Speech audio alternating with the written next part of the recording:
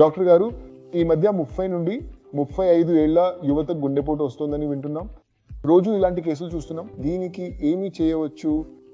మరి మాధవ్ బాగ్ దీనికోసం ఏమైనా చర్యలు తీసుకుని వాళ్ళ ప్రాణాలు కాపాడగలదా, లేదా వాళ్ళకి అవగాహన కల్పించగలదా?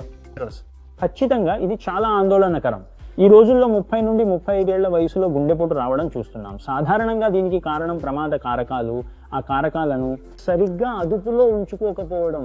అందుకే ఈ గుండెపోట్లు వస్తూ కనిపిస్తున్నాయి.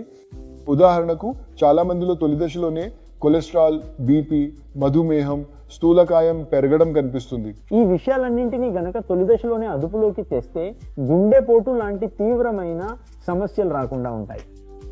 అందుకే మాధవ్ బాగ్ యొక్క చికిత్సలన్నీ వ్యాధి మూలాలను నయం చేసేవిగా ఉంటాయి.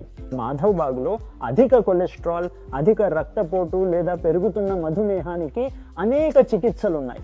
ఈ సమస్యలన్నింటినీ మూలం నుండి చికిత్స చేసి వ్యాధి వల్ల కలిగే తీవ్ర పరిణామాలను నివారిస్తాం.